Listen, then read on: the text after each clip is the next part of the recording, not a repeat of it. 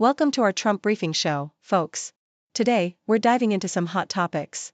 First up, Maine's healthcare providers are fighting back as a new law cuts off Medicaid funding, threatening vital services like cancer screenings and STI treatments.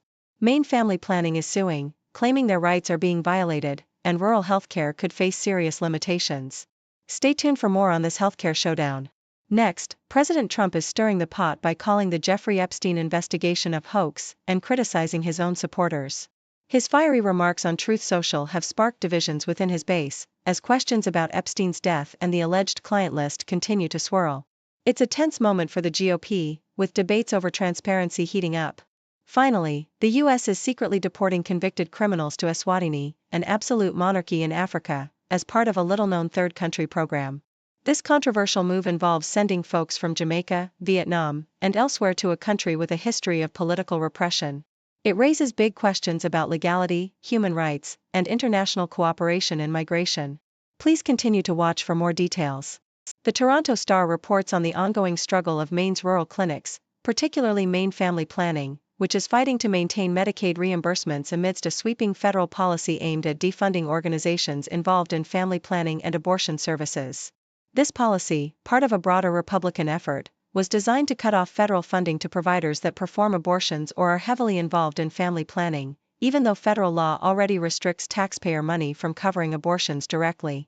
Maine Family Planning, operating 18 clinics with a diverse array of services including cancer screenings, STI treatments, and primary care, fears that losing Medicaid reimbursements will force closures and leave many in rural areas with no alternative providers.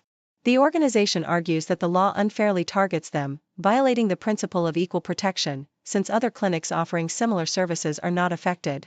The legal challenge emphasizes the critical role these clinics play in a state where healthcare access is already limited, especially for vulnerable populations relying heavily on Medicaid, and highlights the potential fallout from federal policy changes on local communities. Meanwhile, the Toronto Star also covers President Donald Trump's escalating rhetoric as he dismisses the Jeffrey Epstein sex trafficking investigation as a hoax, attacking his supporters for their continued belief in conspiracy theories surrounding Epstein's death and the investigation's transparency. Trump's fiery comments, posted on his social media platform, mark a sharp departure from his previous stance, as he criticizes the media and political opponents for allegedly misleading the public.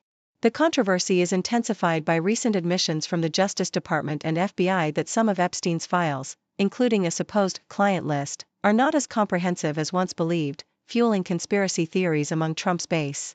The situation underscores the deep divisions within the Republican Party and among Trump's supporters, with some figures calling for full transparency and others echoing the president's dismissive tone. This clash over the Epstein case reflects broader issues of trust, misinformation, and political loyalty in the current American political landscape. CNN reports on the case of Kilmar Abrego Garcia, a Salvadoran immigrant caught in the complex web of U.S. immigration and deportation policies. Abrego Garcia, a Maryland construction worker who had lived in the U.S. for over a decade, faces potential deportation after being wrongfully expelled to El Salvador in violation of a court order that protected him from such action due to threats of gang violence. His legal battle has drawn attention to the Trump administration's aggressive immigration stance, with federal judges weighing whether to release him from jail to await trial on human smuggling charges. The case underscores the tension between judicial protections and immigration enforcement, especially as U.S. authorities consider deporting him to third countries like Mexico or South Sudan, despite his legal team's efforts to keep him in the U.S. for safety and legal proceedings. The Toronto Star details a controversial expansion of the U.S. deportation program, where the Department of Homeland Security has sent 5 convicted criminals from Jamaica, Cuba, Vietnam, Yemen, and Laos to Eswatini, an absolute monarchy in Africa. These individuals, described as barbaric and dangerous, include murderers and gang members who the U.S. claims were refused repatriation by their home countries. The deportations highlight the U.S.'s strategic efforts to offload its criminal deportees to African nations, some of which have historically been resistant to accepting their citizens back. Eswatini, with its repressive political environment under King Mswati III, has agreed to collaborate with the U.S., but concerns remain about the human rights implications and the country's willingness to accept such deportees, raising questions about the morality and legality of these third country deportation practices. Deutsche Welle explores the surprising influence of First Lady Melania Trump on U.S. foreign policy regarding Ukraine amid ongoing conflict with Russia. Trump revealed that Melania had been advising him on negotiations with Vladimir Putin, pointing out contradictions and urging a more pragmatic approach. This revelation has sparked Ukrainian social media enthusiasm, with many viewing her as a potential agent capable of swaying U.S. policy in favor of Ukraine. Her background from Slovenia, which shares historical ties and a fraught relationship with Russia, lends her credibility in understanding the geopolitical stakes.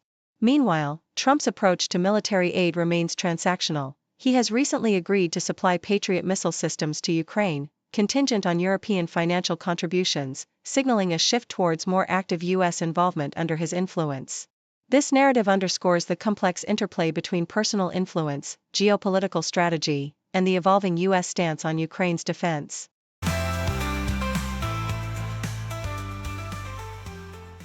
The Independent reports that Elon Musk has reportedly changed his phone number following a heated fallout with former President Donald Trump, as revealed by Speaker of the House Mike Johnson.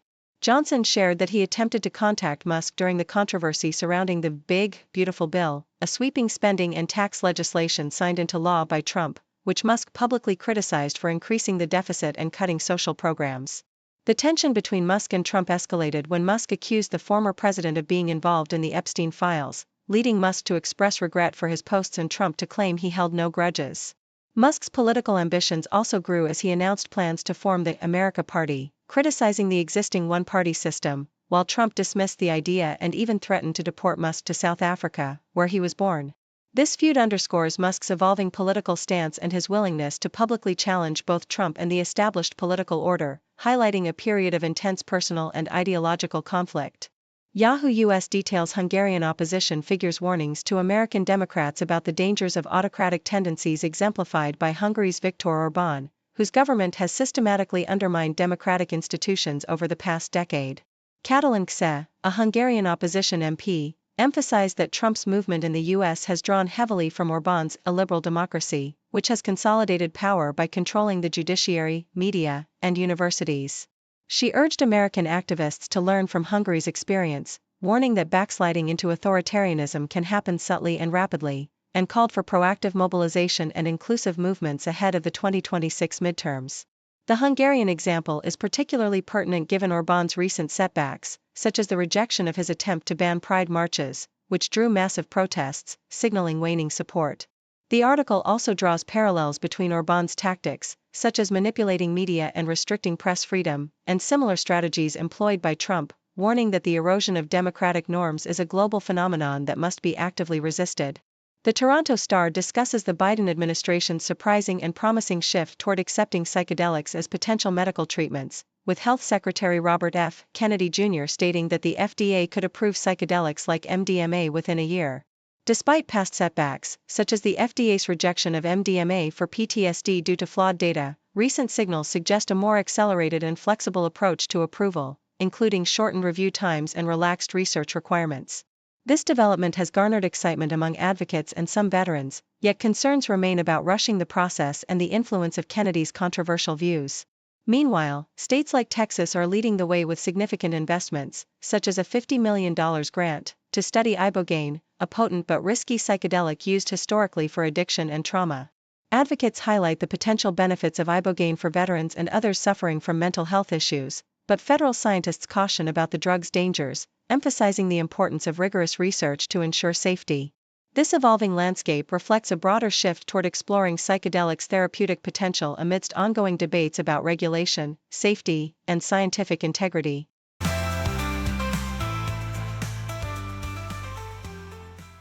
Thank you for tuning in.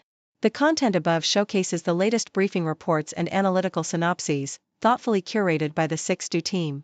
These insights stem from a wide array of reputable media outlets, think tanks, government sources, and specialized experts worldwide. We encourage you to explore these sources for a comprehensive perspective. Keep in mind that while the content may not always align with the official standpoint of 6Do Brief, it's not meant to be taken as absolute directives for decision-making. Comprising seasoned media professionals, learned scholars, and accomplished scientists, the 6Do team embodies a trailblazing, fully independent media entity. To customize 6Do Brief to meet your professional needs, you have the option to subscribe to a diverse array of briefings on our website, 6dobrief.com. Regardless of your location, you can conveniently receive 6Do Brief via email.